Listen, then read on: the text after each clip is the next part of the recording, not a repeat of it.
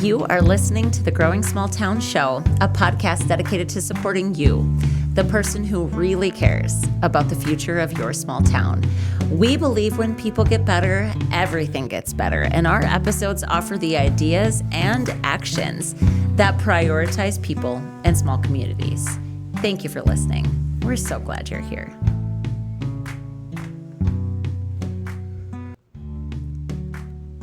Our guest on today's episode is Becky McCrae. Becky is the co-founder of Savior.town, and she joins me today. We are live. We were together. She's from Oklahoma. I'm from North Dakota, and we met in my great state's capital and had this awesome conversation about not only her entire body of work, we used that phrase a couple times, over the 10-year period that they've collected through their survey of rural challenges, which we talk about that, but also the idea-friendly method, which is something that they developed a long time ago and provides such a beautiful, simple framework for anybody in any size town to get stuff done. And that's what we're all about. So enjoy this episode with Becky McCrae.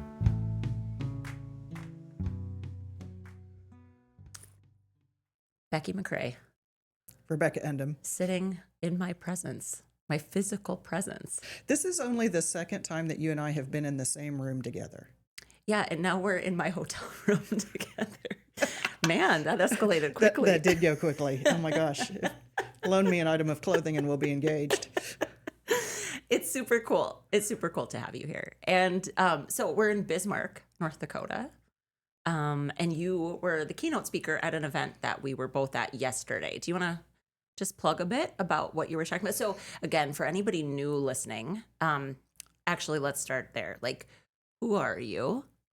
You've been with us before, but it's been a while. It's been a few years, actually. Yeah, it's been several years. It was probably right after the time that you and I were together in person previously at Rural X, and then I came on the show, I think, right after that. Yep, I think that's right. So go ahead. Tell us a bit. Who is Becky McCrae? I'm Becky McCrae. I'm from Hopeton, Oklahoma. Population 30 people, not really a town, but you can walk down the street and count how many people live there. There is a house for sale, so if you are wanting to move to Hopeton, this is your opportunity. Hopeton, like Hopeton? That's exactly correct. I'm Good job. All about towns with the word hope in them. That's so fun. I love to give towns their correct names because so often the weather people give them some weird name or they pronounce it wrong because they're not from our part of the state. Right. And so they get it wrong.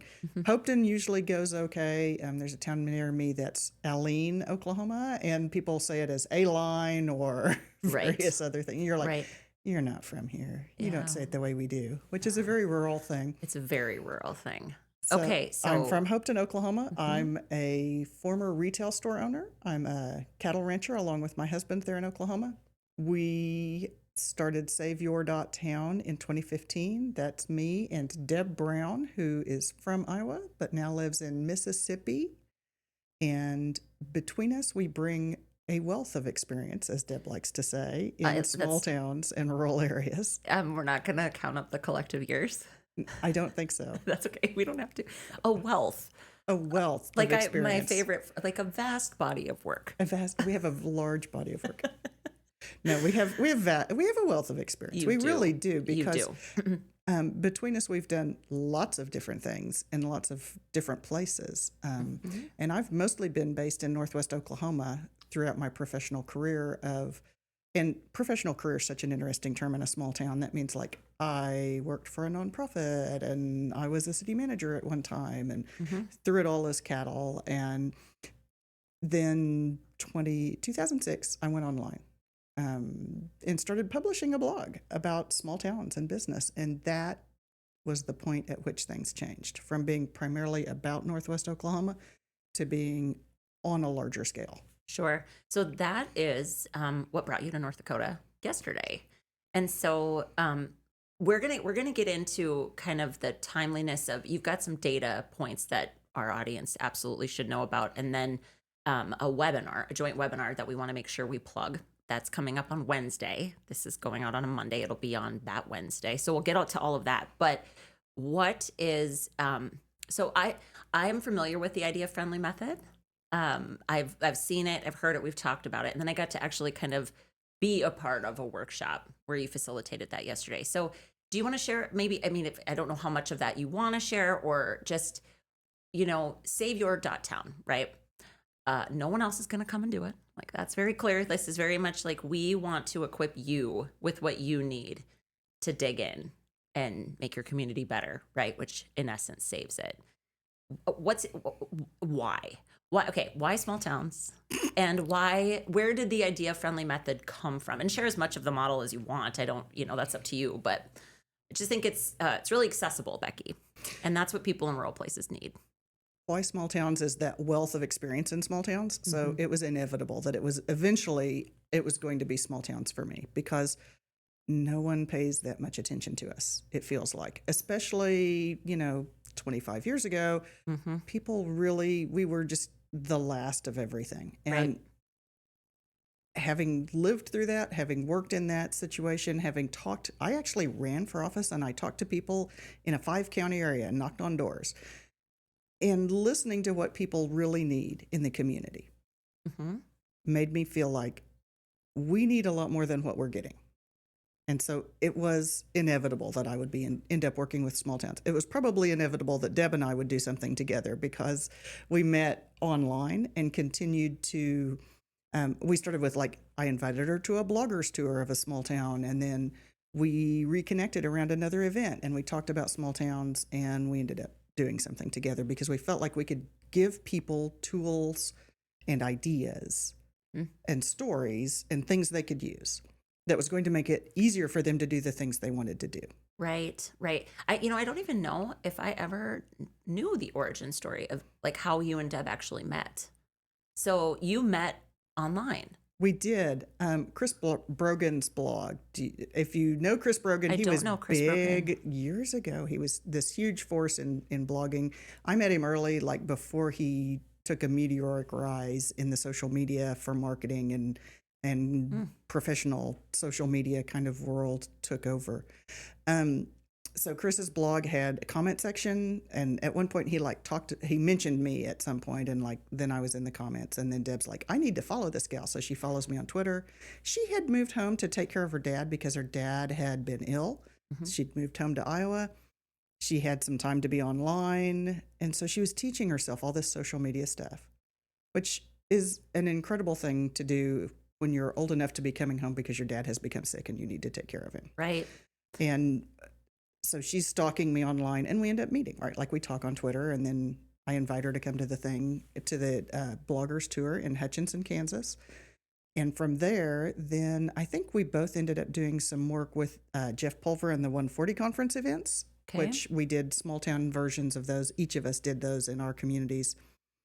And where did we go from there? Oh my gosh, I can't even remember what was next. Met at the SOBCon conferences, which is Successful Outstanding Bloggers Conference, the SOBCon. You're an SOB. Liz called me an SOB. I like that. So there's this whole series of we met online and we became friends.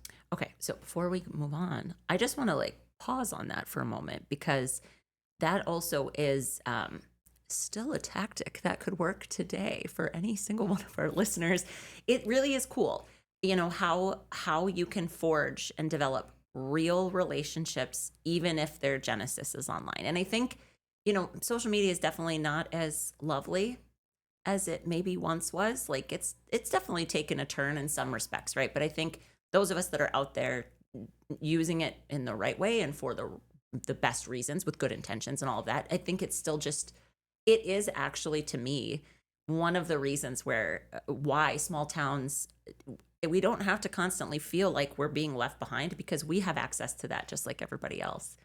And you really can make true, meaningful, amazing connections and relationships, right? And then you also did something that I think I want to call out, because again, I think sometimes the loneliness and isolation is something that is real for certain people in small communities. It just is. And so to form those relationships, and then to be going to a thing and then invite your friend to come, and you met up together in a thing, neutral location for both of you. Kansas doesn't belong to either of you.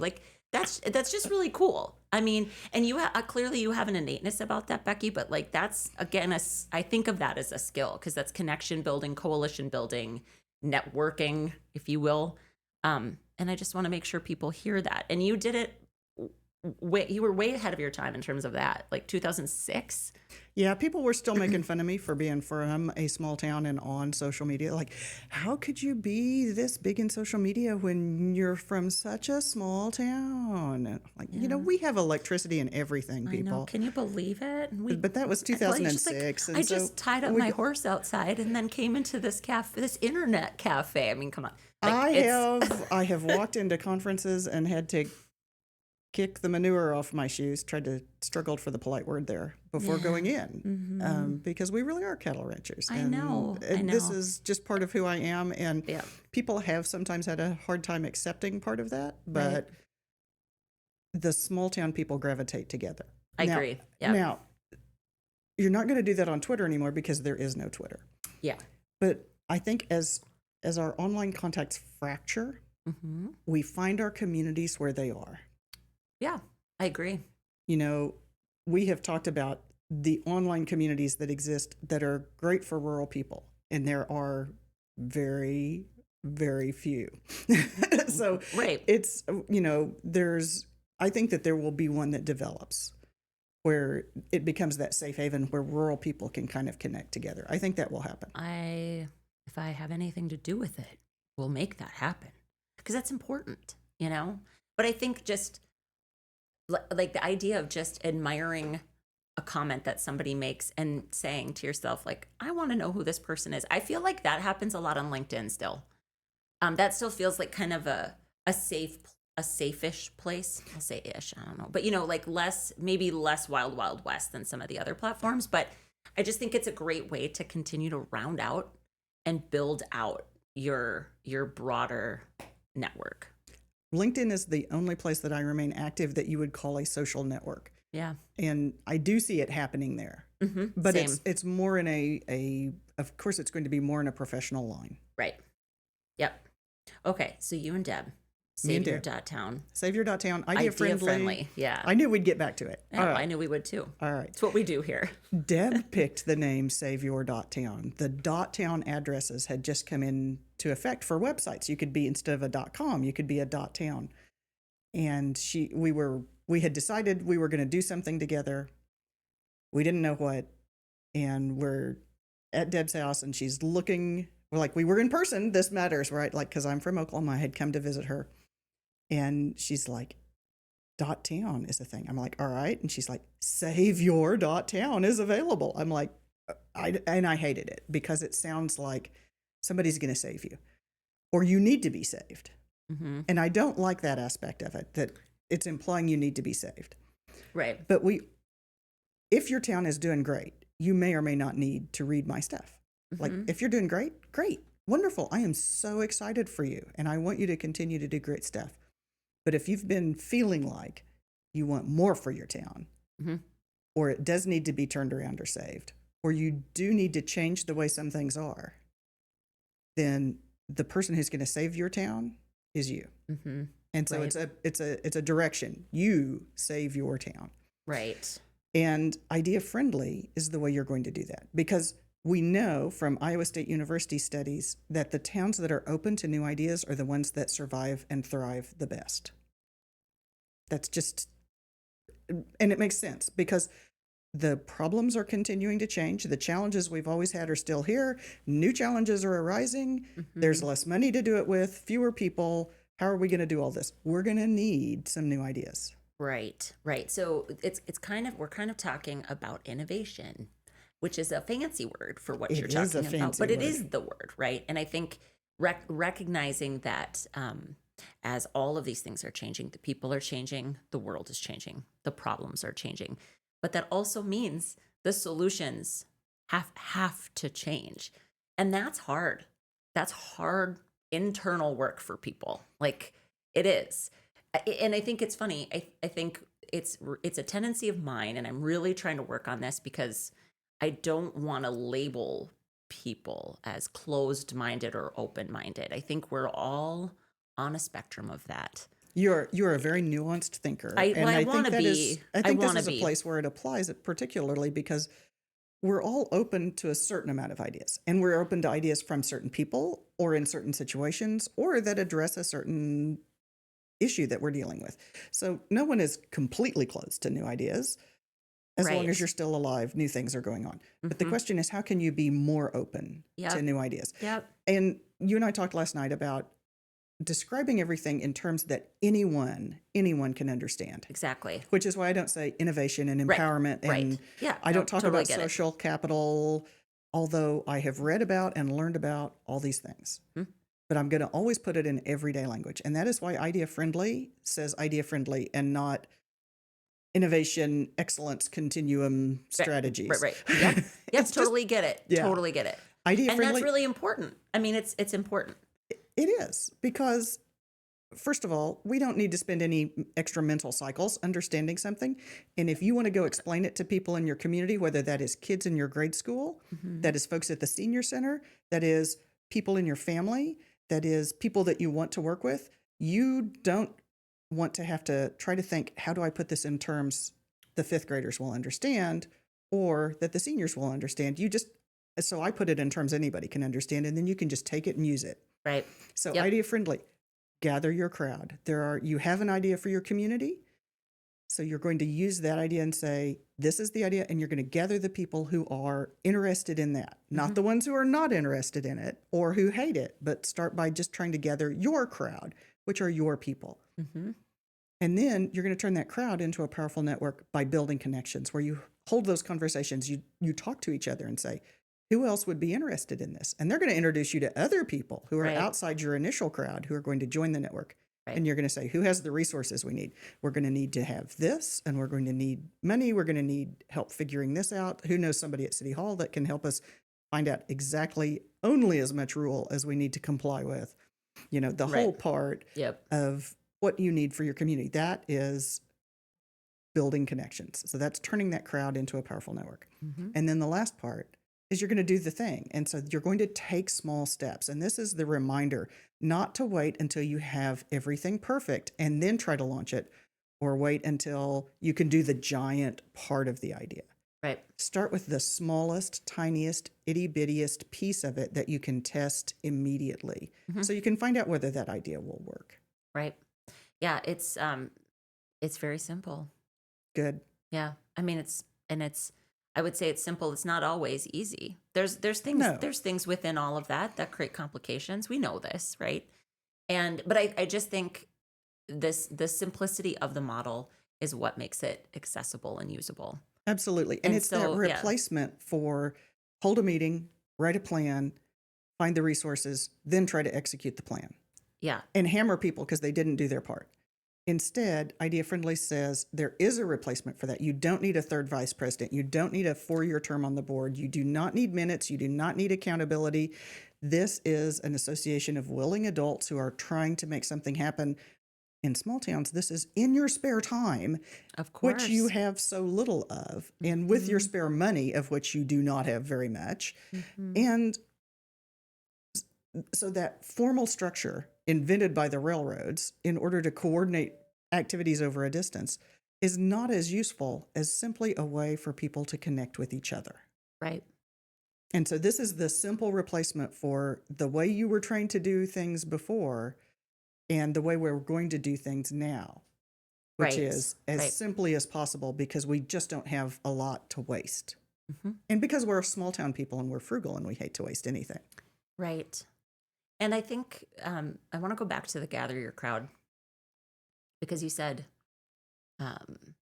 gather the people that want to see your idea happen, not the people that don't or that hate it. Can you say a bit more about that? Because the negativity committee or whatever, we all have names for what, who these people are. We know who they are. They exist in every community. And I don't hear you telling us that we should go toe to toe with them. Get out. Or that we should, arm wrestle them for, you're also actually, I mean, if I'm hearing you correctly, you're not suggesting necessarily that we invite them to the table. Talk to me about that a little bit. First of all, we spend a lot of time thinking about those people and what they're going to say before they even say it. Right? So they're already in your head. Right. Which is inappropriate because they're not helping. Right. They're not going to help in your head. They're not going to help in the real world. They're not going to help now. They're not going to help in the future. Mm-hmm. So they're not really your people. Right. So don't spend your brain power on people who are not your people. Right. What if a person that's not our person is like a mayor? They're still not your people, and that's fine. You do things that don't require them to be involved in it. Right. And that's why we start small, right? Like if it's the mayor, and you start really small and you gather your crowd and it gets a little bit bigger and a little bit bigger and more people, you're building connections. And so more people are coming in. You keep taking small steps. By the time it gets big enough for the mayor to notice, you want it to be that freight train. Yeah. And I stole that line from you. You want it to be a freight train that they're like, and I'm totally in favor of this. Okay. Right. Exactly. Like it builds enough grassroots local momentum that you actually would almost look like an idiot to, especially if you're in an elected official's position, right? And I'm not saying we're like belittling our elected officials here, but I think what I love about this is just the reminder that I think far too often we tell ourselves that we can't move forward with something until they say yes. And then there's no agency, there's no power. And the thing you most want to see happen in your town won't happen. Don't invite the haters until late in the process. Yeah, right. I talk about this a lot too. I didn't go about it this way for myself personally. And you don't do anything the easy way. No, tough lessons, to be honest. Yeah. But valuable lessons, right? And so now my whole hope is like, okay, if I can help anybody do it with a little less pain, that's the goal here, right? Like there's still, it's hard. Doing these things in small towns is hard, whatever it is that you're trying to do. But I think there is an easier path. And primarily it's protecting. So I a lot of times talk about this, like you have a spark of an idea and there are literally people that are just dying to snuff out sparks of ideas. And so don't expose yourself like that. Yeah. Right? Protect that until it grows into kind of a bit more of a flame and get people that are going to fan it, right? And that's your crowd. Those are the people that want to see this thing happen and want to participate and want to actively work on it too. The best way to snuff out your own spark is try to convince someone else. Mm-hmm. You can entice others. Right. And that's how you fan your flames. Right. But if you want to kill it off, then go try to convince other people that it's a good idea. Right. Because they can't see that it's going to work yet.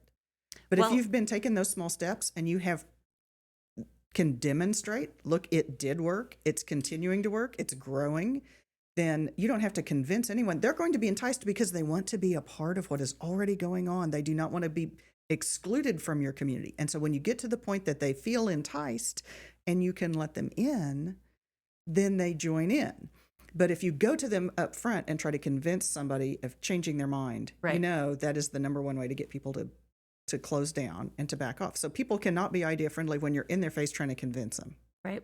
But they can be open to a new idea when they see what's going on and want to join in and be part of it. That is entice, not convince. Right. And I will just say there are people that will never be enticed. Absolutely. Right. There are people that will watch something and on some sort of crazy backward thinking principle will be like, didn't like it from the start, don't like it now. They're not your people. Let them be. Right? Yeah. Because I think that's the other thing that's really, to me, kind of interesting about this work, community development work. It's recognizing that like everybody actually has the right to want what they want for their town, which means they also have the right to not want what they don't want for their town. And so your idea might be something that other people don't want, and that's actually okay. Because if it makes it, I think for me, this just, it's because I personally experienced it. Right. And I think lived experience has a role to play in some of these things. The thing that I did in my town actually made me fall more in love with my town. It made it a better place for me to live. Now, I don't think I'm the only one that's benefited from it. Right. But if you're the person that's going to take charge, spearhead, do something, no matter what the thing is, if it makes you love your place more, then that's worthy of exploring, right? I mean, that's the thing. I think there are people that are going to be listening to this that they're like, maybe they walk by something every single day and they think, oh man, I just wish, or like the what if, they go, well, what if we did this there? And it doesn't really let go in their heads or in their hearts. Like, do it then. And do it this way. Do it the idea friendly way, and do it small, and see if there's anybody else that would want to see that thing happen. We did this with a park in my community.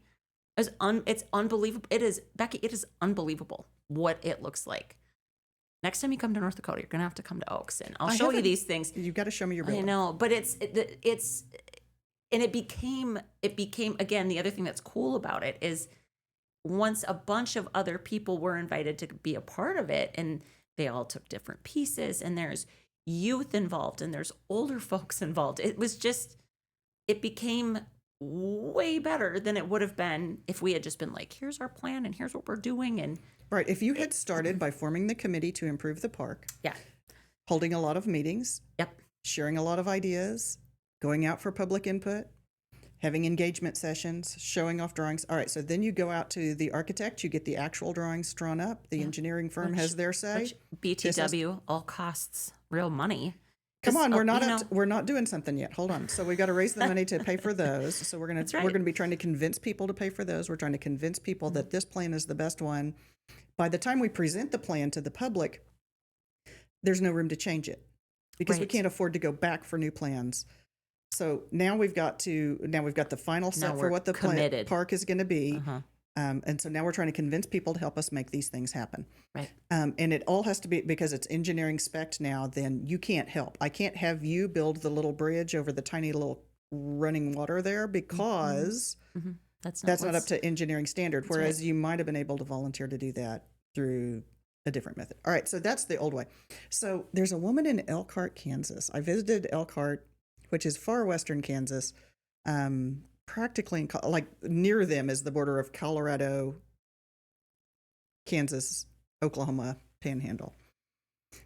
It's the three corner there. So they are like way out, and there's not a lot around them. But there's a woman there, and she said, what I really want to do is have one of those community dinners where we shut down the street. Yeah. And everybody giant sits table down, on the street. and we have the giant table on the street. She said, I can just see it in my head so clearly. I said, that is awesome. How long have you been thinking about it? She said, 5 years. I said, get your card table, call your friend, have a picnic on the sidewalk, and entice people into this idea, right? So if they start with their picnic on the sidewalk, people are going to be like, what are you doing? Yeah. So then you get to tell them, we are going to start a community dinner. It's going to fit. And she can describe it so clearly for them. And they're like, that's stupid. And you go, thanks for coming by. Have a piece of chicken. Go on your way. Right. And then here's your drumstick. Here's your drumstick. Thanks for playing. Go on. But other people will go, oh, that sounds so cool. How can I help?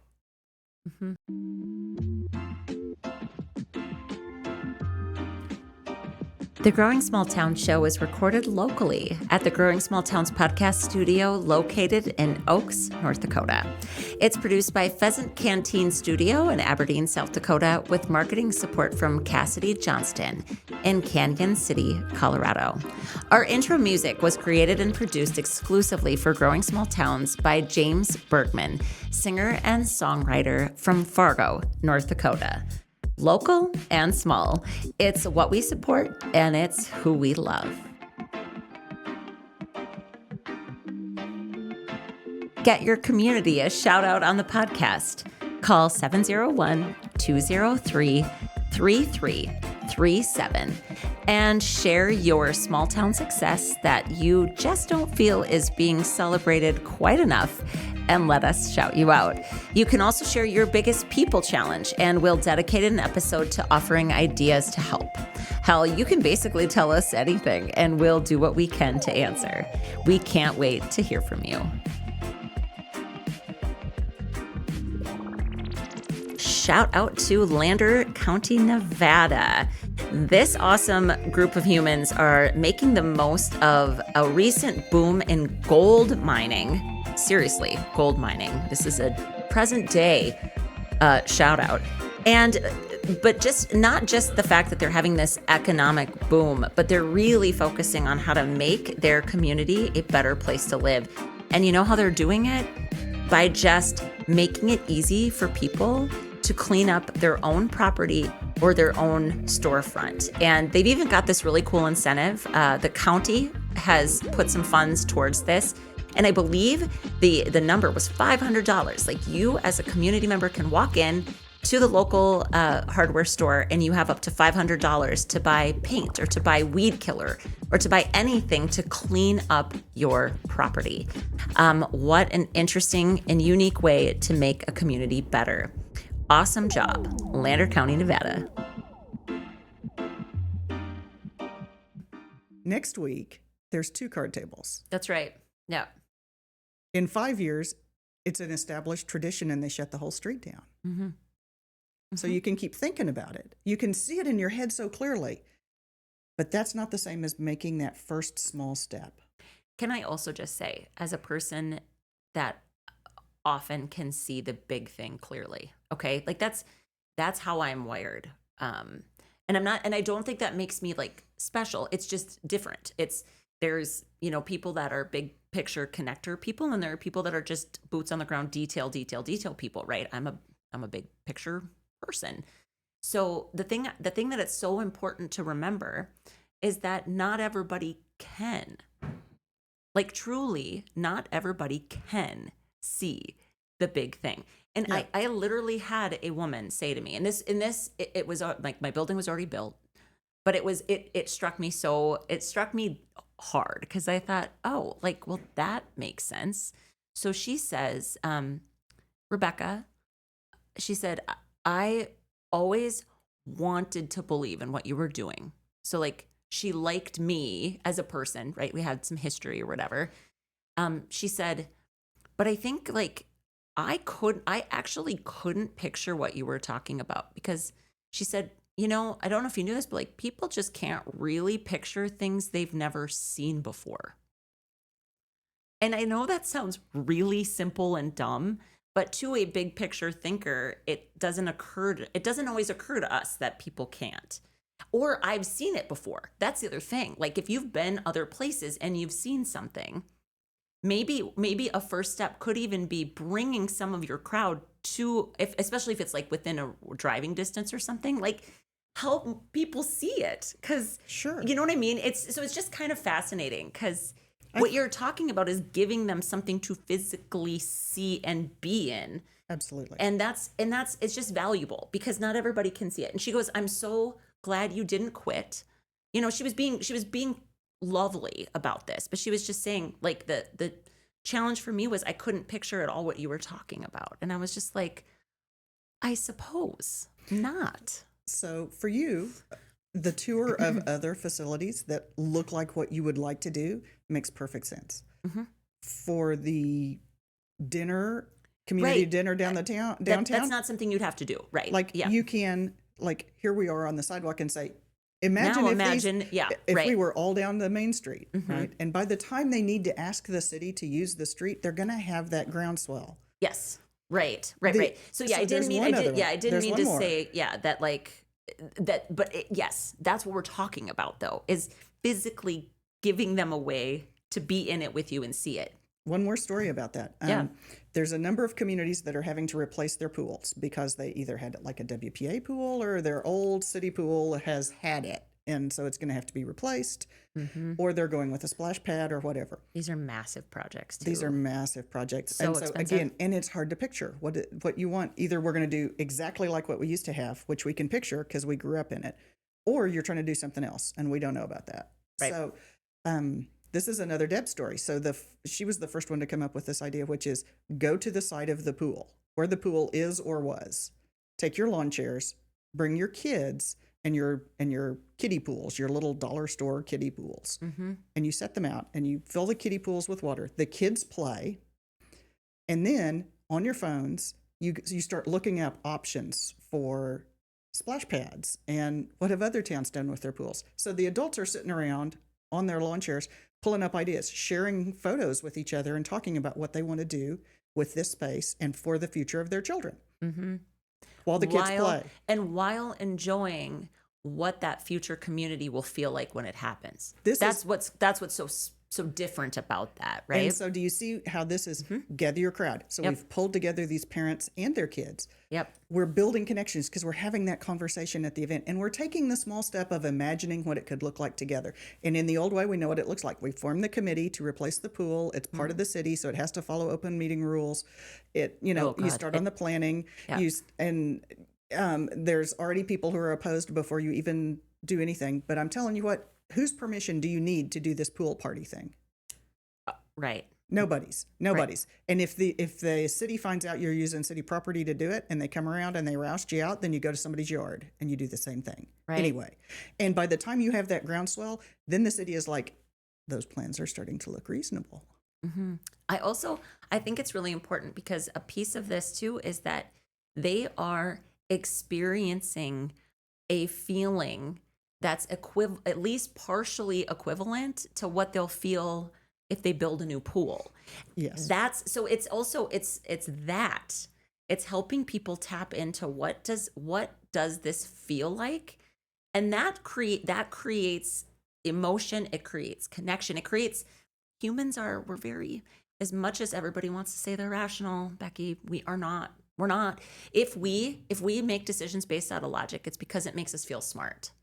It's feelings, right?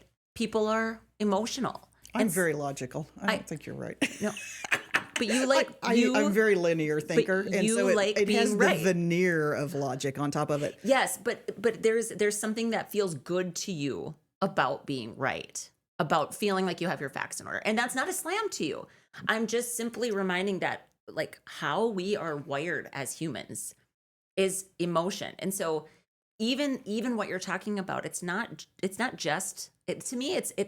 There's the practicality of what you're talking about. Like you're physically going to be doing this thing. It's a small step. You're testing it out. There's something happening to the people that are there.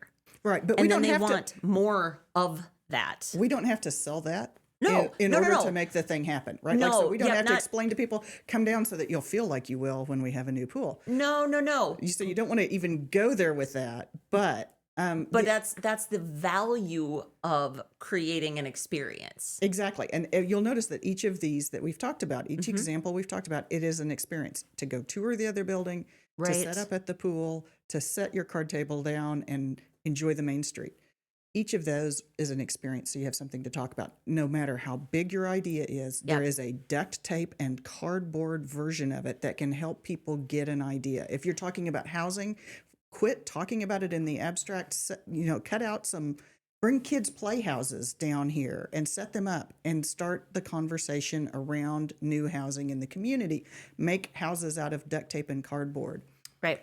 Drag in the demonstrator model from the manufactured housing person and set that on the main street and have conversations while you're at the place. Right.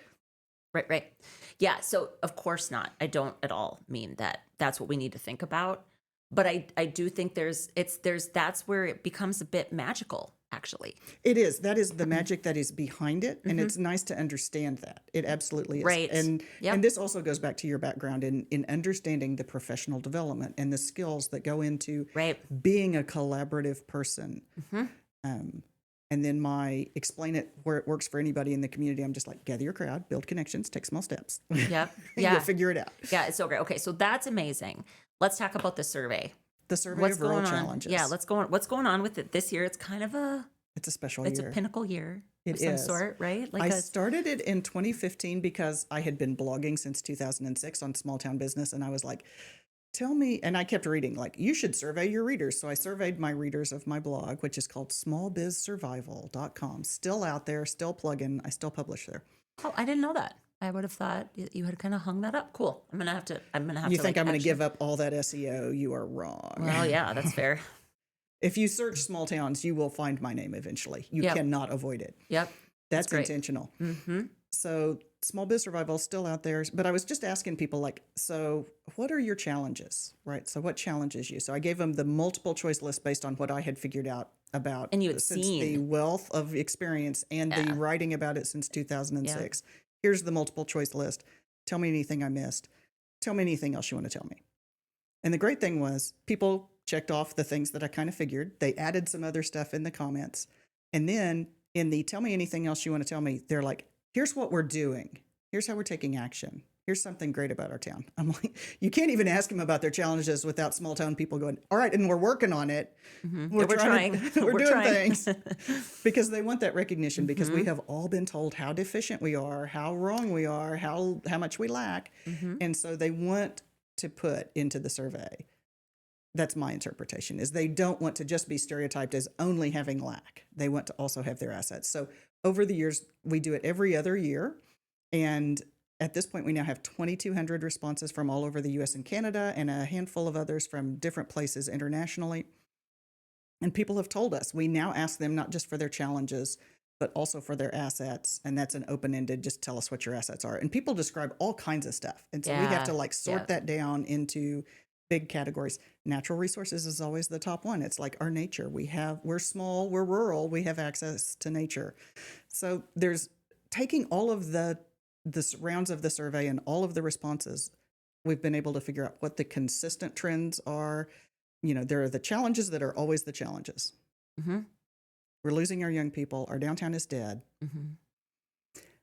And those haven't changed. Right. No matter what's going on. Then we have challenges that have risen quickly. Housing, childcare. Yep, right. And see, you know exactly what they're. Yeah, for sure. Because they have shot up, and they are critical. They've come to crisis levels, and nothing has happened to improve them. And then we have the slow building challenges. Some of these surprise people from outside rural because they just don't know what we're dealing with. And one of them is finding a usable building to put my business in. Right. And that has it started out kind of in the middle of the pack on the survey responses, and it has slowly built up over the years. And, it surprises people from outside that more businesses say they have a challenge finding a usable building, than say they have a challenge finding a business loan. Right. We have umpteen loan funds. Yeah. But when was the last time you heard of an announcement of a big initiative to help improve the quality of buildings to put businesses in rural areas? There wasn't. They're not. Right. So those are kind of the slow building challenges. The other one is lack of volunteers, which didn't make a lot of play about 2015, but by 2025 is a top issue. Right. I hear that all the time. It literally, to me, it echoes the workforce challenge that we're in. It echoes the workforce challenge and losing our young people, lack of population, inability to recruit. Right. And then it's framed out a lot of times like nobody cares about anything anymore. Nobody wants to volunteer.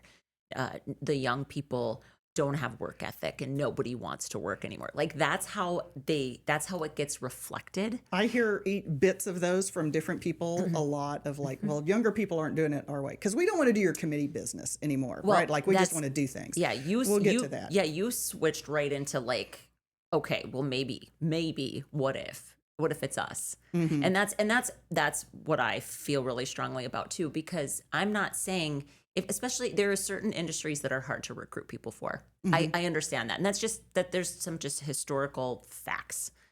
But there's also almost always something that you could do to become a slightly better employer. By better, I'm simply saying better to work for. And you can be looking at some of the challenges that are outside of the business building. Right. That are challenges for why you can't find workforce. And one of them is housing, and one of them is childcare. Correct. And one of them is education, and one of them is the number of people who, through circumstances, end up with a drug habit or a criminal conviction. Right. Who are now no longer part of the people that you will consider for workforce. Yeah. And so, there's a lot to this. And there's it's also not legal just immigration. And which is kind of like, people that aren't from here. Yes. And like completely not from here, like other countries not from here, right? But that's an openness, kind of going back to the beginning. Like the communities, we have to be open to new ideas. These are tough. Some of these things are tough. Previously incarcerated individuals. Yes. Right. People that maybe have something on their record due to addiction or substance abuse, right? Those things, and then legal immigration. Hard. They are challenging hard, and they're things. difficult, and they're hard to have conversations around. And if you do not have a member of your family that is affected by any of those issues, then you are an extremely fortunate family. Right. Because I have those issues in my family, plus poverty. Right. And I'm sure you have issues in your family. Find upstanding people that they are. Right. And that's just it. Yeah. And my grandparents, both sets of my grandparents came up out of some extreme Oklahoma poverty. And their children and their grandchildren have been entrepreneurs, job holders, professionals, holders of PhDs, drug addicts, unemployed, the entire range of humanity. Right. And so to stereotype my grandparents based on the poverty that they experienced would mean you would miss out the entire range of people that came from them. Right. And there's good people, and there's people that have had a hard time in their lives. Right. Right. So these are very difficult issues that we never touch in small towns because they're very complex. It's extremely complex, and people will repeat things that are not helpful, but that they have heard from others without thinking about who they're sitting across the table from, who has a family involved in this question. Absolutely. And so it's not easy. No. It's not an easy conversation for anybody. And we let it go too many times. Right. So these are things we will. Now, at the same time, it's hard to dig into those when you're also dealing with these things that are a little easier to dig into. And we have those plenty are like, to work on. Totally. I know. I never want to be like, oh, and then here's a problem, and then, I get it. I don't want to like pile on, right? But it's that's why your survey is so important. I mean, and I think the other piece is that as we learn to work together by doing the things that are easier to start on, if we will paint a mural together, if I stand next to you on a ladder, I'm on a ladder, you're on a ladder, we're painting the mural, we're going to laugh and joke a little bit. Right. And even if we don't even speak the same language, we're going to there's going to be, I got paint in my eye, and we're going to be able to recognize that no matter the language barrier, right? Yeah. So we're going to see each other as human from the top of these ladders while we're painting the mural, which gives us the opportunity to see ourselves as human in more complex situations. So starting with the easy things to work on together to build community, if you'll do it in that idea-friendly way where you're bringing people together across different groups, then you are changing the way that you have the ability to build a better community in the future. The way you get to dig into these really hard questions is by working on the questions that you can work on that are a little easier to work on. Yeah. And work on what calls to your heart. Your building called to your heart because and it wasn't about the bricks. No. It was not about the bricks. They but are it was beautiful, though, Becky. Bricks are beautiful. I get it. I do. They are imbued with meaning at this point. They are. Yep. But you start with the piece that calls to your heart. Right. And that is because that's the place where your heart is. So start with that. Start with a really tiny duct tape and cardboard version of it so that you can start to make that happen. Get your card table, sit out on the sidewalk and talk to people about it until you get enough people enticed into it that you can start to make it happen. Turn it into that inevitable steamroller of a gorgeous thing that's happening in your community that no one can say no to because it happened and it's real and it's already here. Right. And that builds the ability or capacity of your community to do more things together. You are making it possible for someone else to reach the dream of their heart because you took on the dream of your heart. And ultimately, that builds belonging. It does build belonging. And belonging is what makes people stay. Belonging is the thing. It's that connective tissue that makes it harder for people to leave. Like there's always reason. Yes, there's always reasons. Like that maybe people have to leave your community, whatever. But like it makes it sad. If people are going to choose to leave, we want them to be sad that they're leaving, right? And that's what creates that sense of belonging, that sense of community, that sense of meaningful work. Who I am has a place here, and community, I can make an impact. Community, belonging, meaningful work. Yep. If you can provide that, the more opportunities you have to provide that in lots of different ways, the stronger your community will be. And this is just how it is going to end up working. Yeah. Okay. So as we kind of wrap here, talk to us about your webinar. The webinar. We're back to the webinar. So The webinar is we're going to share, Deb Brown and I will we'll present parts of the survey results over the past 10 years. We'll talk about these persistent trends, the ones that have really shot up, the challenges. We'll talk about our assets, and we'll share action steps, because we never share any of this without action steps. Right. So there'll be action steps for local people. There'll be action steps if you work for an agency or organization that serves rural. For media, like we have action steps. Like, we don't care who you are, we have action steps of what you can do with this. Right. And then we're going to be joined by Andrew Button, who is from Nova Scotia, and he has spent the last 10 years supporting rural entrepreneurs across the U.S. and Canada. So when he told us, I've just pulled together my 10 years of data on these entrepreneurs I've supported, we're like, we have 10 years of data.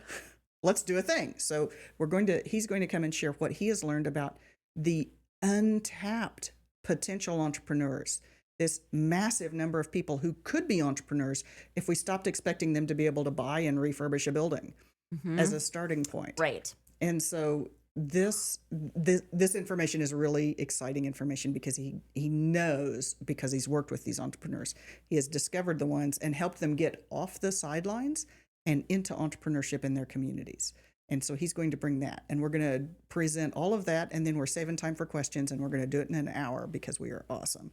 So you are awesome. That is coming up. It is on Wednesday, February 26th. Perfect. It's free, and then we are recording, and if you are hearing this after February 26th, you can come to savior.town and get the recording. Okay. Yeah, I was going to ask if you have to actually register ahead of time to get the recording, but it's basically once the live event is over, it will be available on your website. It will be available. Okay, but that's wonderful. If you know you want to come live, please register in advance so that we know how many are coming. And then also, if you are planning to if you just want to be sure you don't miss it, then go ahead and sign up. There's no cost. You have an opportunity to sign up for our newsletters, which is a great chance, right? Like, you totally want our newsletters. They're packed. Every week, Deb and I write to you. We take turns. Right. And you get practical information you can put into action right away to shape a better future for your community, which is the whole thing that we do. That's all this is about. And we were lucky enough here in North Dakota to have you share all of this with us in person yesterday. And I'm just so happy to know you. Did you know that Idea Friendly, I shared it the first time in North Dakota? I didn't know that. It was in Washburn. There was a Department of Commerce event was held there called Small Towns, Big Ideas.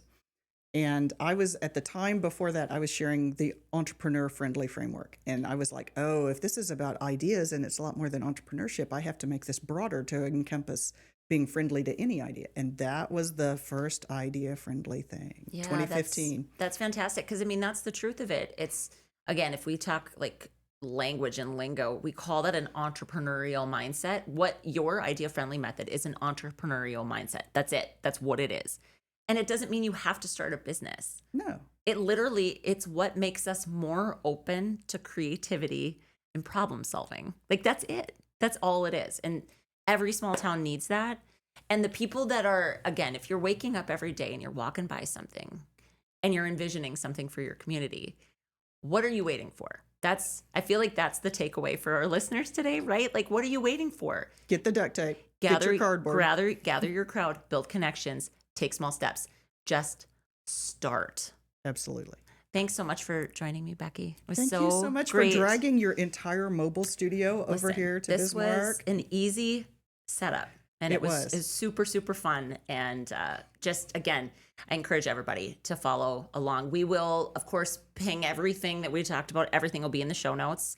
But if you're not following Becky and Deb at savior.town, that's another, what are you waiting for? Get after it, everybody.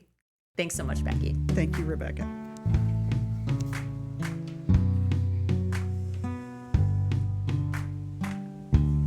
We hope you loved this episode of the Growing Small Town Show. We encourage you to leave us messages at 701-203-3337. And be sure to subscribe to our newsletter at growingsmalltowns.org. In the meantime, keep doing what you can with what you have right where you are. Your community needs you. Because we are growing small towns. We are growing small towns. We're right here living our best lives, as crazy as it sounds. But we are growing small towns, growing small towns. We are growing small towns.